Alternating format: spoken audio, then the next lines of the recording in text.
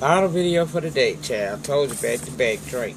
I didn't give y'all the have and have nots for last week. This is season 4, episode 20, entitled Back in Business. Now we start back off down at that tow yard and David and Benny fight. Mitch break them apart.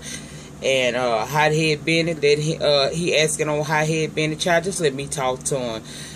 Benny, being the dummy, we know that he still is talking shit, trying to provoke the man, talking about you that insecure. I had your wife. What you mad? Just taunting David. And David took his jacket off because he like, look, little boy, see, I already gave you the business, but I don't mind giving you a little bit more. You know what I'm saying?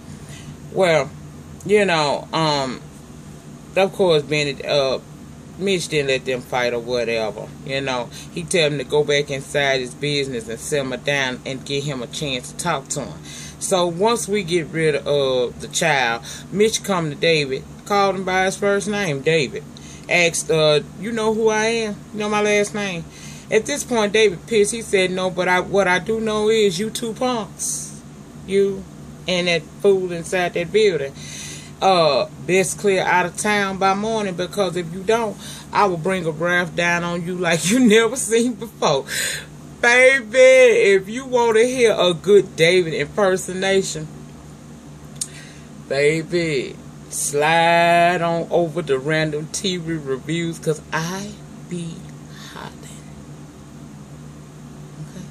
I be hollering. They are so funny, him and Lynette. Anyway, child, I said, Lord David, there you go, giving them epic one-liners again, child. But his phone began to ring, and Mitch said, you might want to answer that, you know. David, looking at him talking about, you heard what I said, and then he get to looking around on the ground for his keys. Well, Mitch find the keys and tell him, because the phone's still ringing. Inside this locked car, with the windows up and the sunroof closed, we hear this phone like it's sitting right next to us. He said, you might want to go on over there and answer that phone, you know. It might change your perspective, help you clear out, you know, about what you're trying to tell me. Child, David get in that car. He answered that phone. And problem number one, why they stuffed David in that damn car? That car is too little for him, Tyler. David is a lot of man. Ask Miss Phyllis, she loves him. And he can't be squeezing in no compact size ass car. But he squeezed in there and he answered that phone. And child, on the other line is Mama Rose.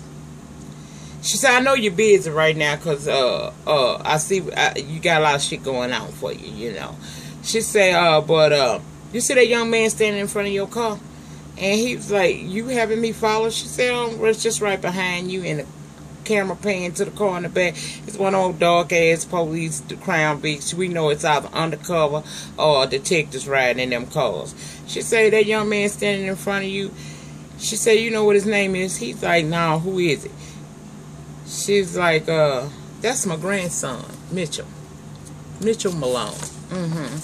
She said, Mitchell don't want to be in the business with us, you know.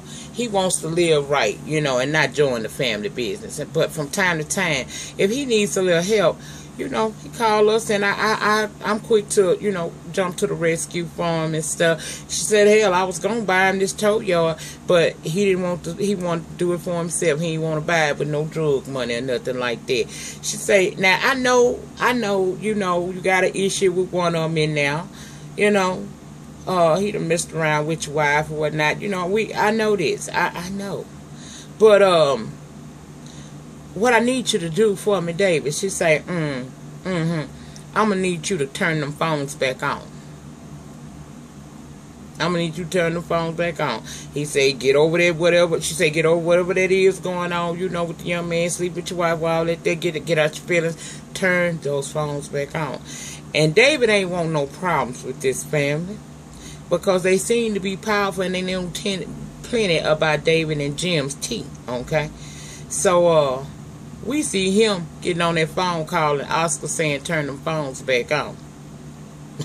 And that's what it was. Mitch go back into the tow office and Benny bragging about how he beat David ass. Now Mitch kept it 100. He said, look like the old man held his own to me.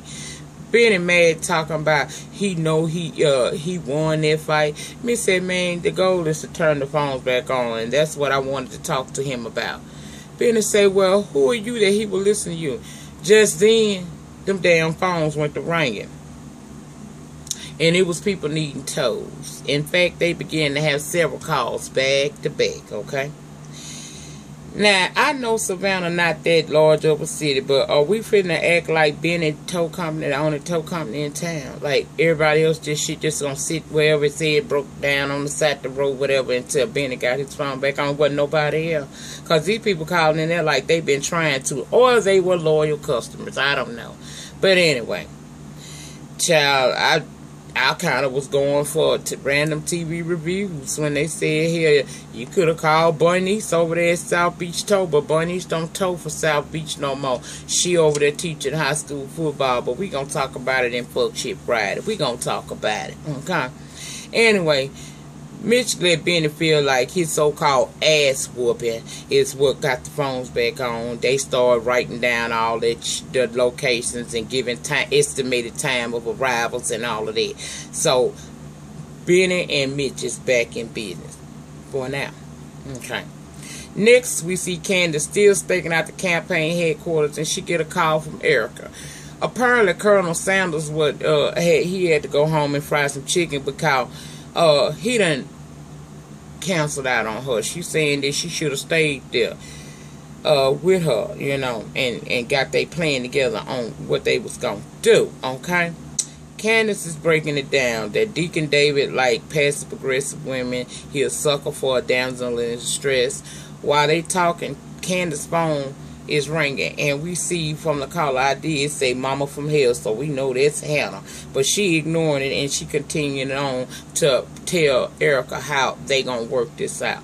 She say, girl, I don't need you to come back here where I'm at. What I want you to do is go to the surrender. David will come in there for a stiff drink before this night is over. Call one of our little friends, Lee or somebody, you know, and y'all create a scene and just wait. She say, David gonna come over to you, and he gonna offer you a tissue or something of that nature, and possible conversation. She say, don't entertain it. Don't take nothing from him. Just let him roll on. Be kind of mean to him, if you will. She said, on your second meeting with him, I'm gonna need you to wear something yellow because it represents Southern charm. Y'all excuse me, it's a fly flying around here. It's irritating, but I'm gonna keep it moving. She say he gonna go for that. Now they be chatty-catty for a moment and then they hang up. Hannah still calling, so Candace answer. She informs her that Quincy Jr. still down there at the hospital, and if you don't come by tomorrow, they're gonna place him in foster care. Candace was looking sad, but she just hung up on Hannah like it wasn't nothing. Hannah called her ass back. Candace so frustrated behind Hannah calling her because all her shit is coming back to eat her at one time. She gets so frustrated she throw that damn phone out the window. She wasn't too goddamn stupid though, because she was on that same phone later on in this episode, okay? Now, we see Lord the banker go twerk his dick on down to the FEMA jailhouse to see Jim. Now, I don't know where War was at doing this here, because from what I seen, they sitting right there in cells right by each other. But we didn't see War. What we saw was him coming to show Jim that Candace has accepted the money. We done gave it to her. Everything is a go.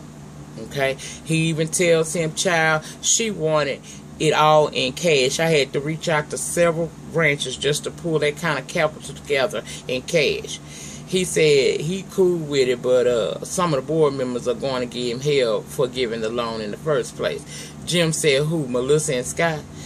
And Lord said, yes. He said, don't worry about them. I'll take care of it. Well, Lord said, that's easy for you to say. But upon reviewing some of this paperwork, I found out that we might have an issue, situation, and a problem. Jim said, what is it? He said, well, she falsified documents. Right here you can see that Benny Young does own the tow company. However, he did not sign this agreement to put his place up for collateral for this loan, okay? Child, the wheels in Jim's head went to turning. He said, you know what we gonna do? We gonna nix that agreement with the 15-day balloon thing at the bottom. We gonna nix that. He said, you call Miss Young down there and you tell her she got till tomorrow evening to return the money that she borrowed, or the police gonna be called because she falsified the documents when she signed Bennett's name on the loan agreement. Lloyd said, you sure she won't have it? He said, unless she break into the evidence room, she won't have it. So they about to hit Candace with some more bad news. I said, Candace, girl, it's just getting worse and worse and worse. Okay, Hannah go to visit Candace, okay, because she done hung that phone up. But Pearl, the nosy neighbor over by Candace's house, when Hannah arrived and startled the shit out of Pearl because she's over there snooping around trying to see what's really going on over there with a leash in her hand. She told Hannah she was walking her dog. Hannah like, but what a dog? She said, oh, he died, but I still like to walk and hold the leash sometime. She tell Hannah, she said, she ain't at home. She said, oh, okay, that's fine. I'll wait for her. She said, got to be important if you're willing to wait, huh? She said, yes, ma'am, it is. And Hannah, remember, old girl said she had a picture, right? She said, you say you had a picture of the man that came in our house and never came out. You happen to have that picture? She said, I sure do. And she pulls it out of her pocket. Now she gonna try to explain to us, I don't normally have people pictures in my pocket, but I just so happen to have it. And Hannah get it, and instead of her being observant yet quiet, she observant and she talking. She get to talk about that's Quincy Maxwell. I can't believe he let her in here and all of that. I'm like, Hannah, you talking too much. Well, Pearl was saying, well, he did go in, but he didn't come out. Now, the white guy did come out. I kind of thought maybe that she had gotten caught up in some type of love triangle because the black guy didn't come out, but the white one did. She said, but she said, I don't know. She said, are you sure he didn't come out? She said, I'm positive. She said, I don't make mistakes like this, and plus you just like my kids. She said, they always think, because I miss one little minute detail that I'm losing my mind. But cameras don't lie and computers don't, okay? She said, I saw that man go in there. I saw the white guy come out, but the black guy never came out. That's when she lets Hannah know that her husband was a police officer. Her son-in-law is the chief of police, and her son is a police officer on the force now. Okay. She said, so, you know, I know what I'm talking about. Okay. Then she started asking Hannah, did she smell something? Hannah was like, no, ma'am. Well, Pearl said, started speculating, talking about it could be a gas leak and that would be dangerous. She might need to call the city because she don't want nothing bad to happen. Now, Pearl, you being the nosy neighbor, if Hannah don't smell it, you don't either. You reaching, old girl. You trying to find something out. But what you need to do is go get you a crochet class or something like that. Go do something constructive with your time. Because, girl, you might not want to mess with Candace, okay? A woman on the edge will hurt you.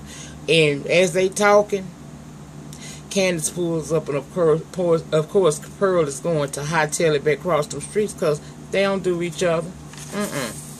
Hannah started asking Candace as soon as she got that car that let her get Quincy Jr. She said she'll even bigger. Hannah asked her, what you want me to, she said, what you want me to do? You want me to beg? She said, he don't need to go into the foster care. Candace, of course, talking down on the woman, saying she don't have shit. Hannah was so desperate, she offered Candace the $800 and some she had left, and that helper said, give it to me. And Hannah looked at her and said, you a blackmail your mama. She took that money from her mama, and she told Hannah, this wouldn't even buy me a new bag. She gave it back to Hannah and told Hannah, if you want me to give you my son, here's something you can do for me. Get Bennett to sue the criers. Hannah went to acting like the Negro slave that she is and said that the criers don't owe him shit. Yes, Hannah, they do owe him something. They walked around you for the longest of time having you service them, knowing they covered up the hit and run that had your son laying in a coma. So they owe you, and they owe him big time, but she don't see that. Candace basically denied Hannah's request and told her to kick rocks and don't walk on her grass, and went in the house, leaving Hannah standing there. So Hannah did what I would have did, stomped on across that grass, leaving her standing there. Okay.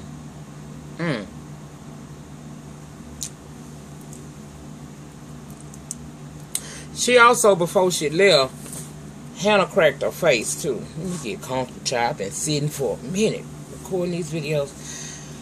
She kind of cracked Candace's face. She say, cause Hannah said, if you just give him to me, I won't bother you no more. I promise you, I won't come around here no more. She said, like you said before. She said, you don't understand because you don't know what it's like to be a mother, where you just kind of hope. You don't want to lose hope in your children. Candace caught that, and it touched and agreed with her spirit so much so she continued on to be a nasty bitch and went on up in the house, and her mama left. Okay, like I said, she walked through the land, and I would have walked through it too. Hannah went over to the crowds that she promised Catherine she'd come by, and Hannah started to, Catherine tell Hannah, read this part of the paper right here. This is my revised will. Hannah reads it and realized that she is going to be left $5 million in the event of Catherine's death. She immediately started, she started blocking her own blessing, but Catherine was a strong hoe, and she went for Hannah with her weak bitch tactics. Because she say, Hannah, this is going to happen. She said, you need to get you a will. You ain't got no will. She said, I ain't got nothing. She said, well, after you read this here, that's when she read the $5 million. Now she said, you need to get you one. She's shocked. She trying not to accept it, but Catherine said, you will accept it, Hannah. She said, ain't nobody in my life ever been there for me like you.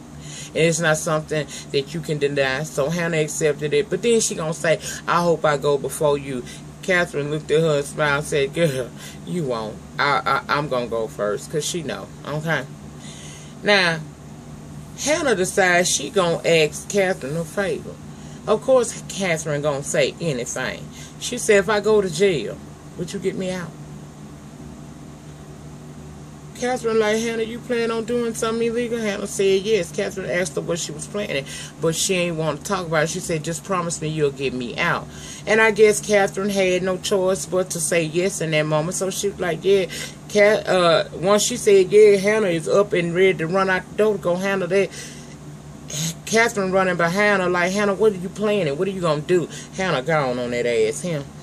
Child, I said, And later on, we see that she stole Quincy Jr. from the hospital. Child, I hollered. Now, David did go down there to the surrender, but before he got there, this dude, Lee, is standing there talking to Erica. He say he tired, he want to go home, get him some red. They done been down there long enough waiting on this man, maybe he ain't coming. So like, girl, you and Miss Candace gonna wear me out. I mean, he had the rainbow flag all across his head, but as soon as David walked in there, them roles reversed. Baby, I'm sorry. I'm talking about, I had this low, real low, player type of voice. He done forgot all about he was flagging that damn rainbow flag a few minutes ago, talking about Miss Candace girl. Now he is one of the fellas, and he is in there acting like he was messing around with Erica. Erica found out he had a husband, and she he got a wife, and she distraught. Talking out loud. Of course, David walking there, he hearing this shit, but he still getting his drink, acting like he ain't, he ain't really paying no attention till old boy walks off on Erica and leave her there, a damsel in distress, just crying her eyes out. So he decided he gonna snake it on over there, because that's familiar territory. He too got a wife from hell, so he distraught, and David overheard her, and he did exactly what Candace said. He came over there trying to offer a handkerchief and some comfort, and she was very rude to him and told him she don't need nothing from him and pushed past him. Now, she go past him, step down into this lower section of this bar area. She on the phone with Candace, but she playing like it's her mama, because she know he's still listening. Okay? She basically saying, Candace is telling her he did exactly what, he did what I expected him to do. So Erica like, well, as David walk off back over toward the bar area, where he is not in earshot anymore, she like, well, you want me to do anymore? She said, no, that's enough. That's all you got to do. The seed is planted now. But before she get off the phone, she informed Tim she was following Oscar. And we learned that Oscar lives right there in Savannah. He married. And his name is, I think his name is Brad. So he got a beautiful little dream home over there. He came home to a wife and some children, and they in there, then had dinner and everything. Candace said that's the beautiful dream that she about to turn into a nightmare, just not tonight. I said, Candace, girl, you are doing too much. Now, before all of that transpired, now we had this scene, I forgot, where Candace sitting up in the bed after Hannah done left, she crying, because all her demons are coming back to haunt her in this moment. And Jeffrey come in. She was in her bedroom. He could tell she been crying, and he been crying too, because they both just some jacked up jackasses, okay? Candace shares that she may have to give her son up for adoption, but she loves him. He said, what about your mom? She seemed nice. Candace said, yeah, to everybody but me. Child, she couldn't bring her. She said she couldn't bring her child to that house now because you got his daddy laying in the background, in the backyard, dead. And what if he won't go back there and play? And so she's saying, like, you know, it ain't nothing I really can do right now. You know, I'm stuck between a pimp and a hard place right here. You know, all my skeletons are catching up with me, child. He said, again, you can't let your mama come get your baby. She said, would you let your mama get your child? He said, yeah, because I'm going to be over there anyhow. She making me come over there today, move in with her, and propose formally to Melissa. And if I don't do it, the police going to be over here in your backyard. Okay? Candace say, your mom and my mom are two different types of people. He said, in this point in time, from where you talking, it don't seem like it. You know, I got to do what I got to do. She forcing me into this situation with this woman. She say, well, you didn't stick the knife in for enough. He said, Candace, I snapped in that moment. I didn't mean to do that. She say, snap again. I hollered, child. Child. That's pretty much all I remember. Shit, I'm tired now. If it's anything I left out of this episode from last week, y'all put it down there in the conversation box down in the penny sections, and we can continue the conversation from there. But I'll be back tomorrow for tonight's episode of the Have and Have Nots, and I also will be giving my thoughts and opinions on the recent developments between Tamar and Vincent Herbert. Okay, I got a little something to say about this, so I'm gonna talk about it tomorrow, so I can start getting y'all back in the swing of seeing my ass around here on these parts again. Okay, well, I want to thank everybody who's been supporting my channel. I have been seeing that I have a whole lot of new subscribers. Hey, all of y'all, I know most of y'all probably came by way of Vegas Gate and this so-called leaked information of mine. You will find over here that is totally what you don't expect. I'm a very positive person. I'm just down here to share my story. I'm not really, you know, I made some mistakes being friends with certain people on here. I should have came on here doing what my original mind told me to do, which is just do me. But, you know, you live and you learn from your mistakes, you know. I don't wish no ill will upon anybody. The future will see what all of this has yielded for some that's been doing this on YouTube toward me. And that's all I have to say about that. This is a positive channel. I will not roast anybody on this channel. There will not be me. You will not see me talking shitty toward nobody. All I'm trying to do is live and let live. And I pray to God, you know. I know I got a lot of people out there praying for my downfall, but I'm praying for your upcome. I want you to come up in life so you can get the fuck out of my business. In the meantime, in between time, please like, comment, subscribe. See you guys tomorrow. Peace.